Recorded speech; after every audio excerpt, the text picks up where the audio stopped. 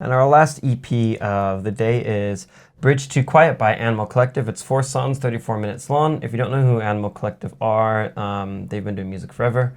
They've had like usually like kind of ambient electronic music is what they're kind of known for. They've paired up with multiple different artists throughout their career and whatnot. So it's a nice little EP to hear because I've listened to them like off and on for years. They've popped up in a bunch of different things from what I like. They're mainstays of indie music for sure. Yeah, exactly. So this is going to definitely very expansive in the songs that they have. All of them, like the shortest one is Sux-bier Passage, the third song, which is 7.5 minutes long. Their longest song is almost nearly 11 minutes long, and Bridge to Quiet, and the last one. So they're all relatively long songs. Some of them are like these random cups. It starts off for like the first half, like 3 to 4 minutes, almost just straight ambient music, and then it builds up into more of like an indie experimental, throwing in a bunch of different sounds into it for the later half of the song. So they're almost about 2 songs into one. Piggy Nose is kind of more the same, where it starts off really slow, kind of you're trying to figure out, you feel like you're just like floating down into a cloud of unknowing. Nice reference there.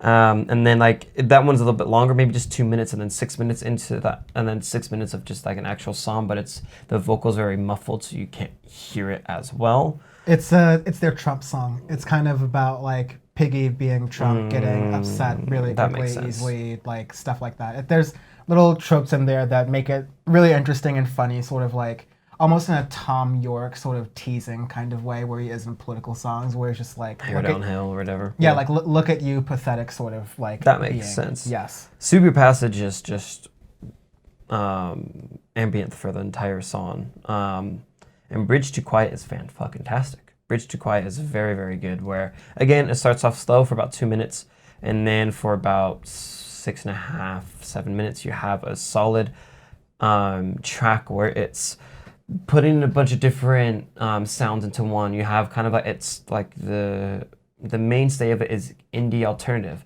but then you have a bunch of electronic sounds into it. You have the vocals, which are muffled and you can't really understand what it's saying, but they're really prevalent in your ears. You have a guitar part that's like kind of going back and forth, similar to the XX, and there's so much into that last track that I really, really enjoyed it.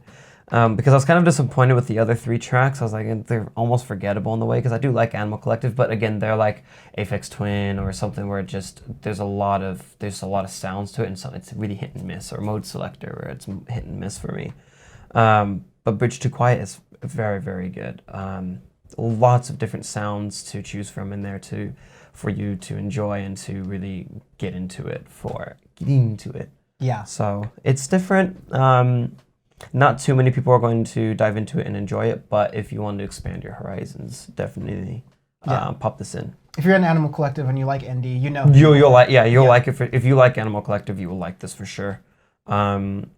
It's definitely a little bit more of a broad jump into more of experimentation from them, what they've done before in the past. So it's good to see that from them. It's just ambient. I have to be in a mood to really like it in that regard, but it's definitely that Bridge to Quiet's fucking very, very, very good. I like that track a lot. So, and more into arbitrary scale. This is jelly beans, because we never specified bean brands, so these are jelly beans. But like Jelly Belly? Yeah, Jelly Belly jelly beans, but not like the random pack where you get like vomit flavored jelly beans, or like, you know, foot fungus flavored jelly beans, or random shit, just like strawberry ones, and watermelon ones, like solid ones, you know. So yeah, whatever. I'm gonna make these Beanie Babies. You just lawyered me too. Shit, Beanie Babies. Stupid. It's a bean brand. It's indie, it's random. You're not gonna get into it, but if you know, you know.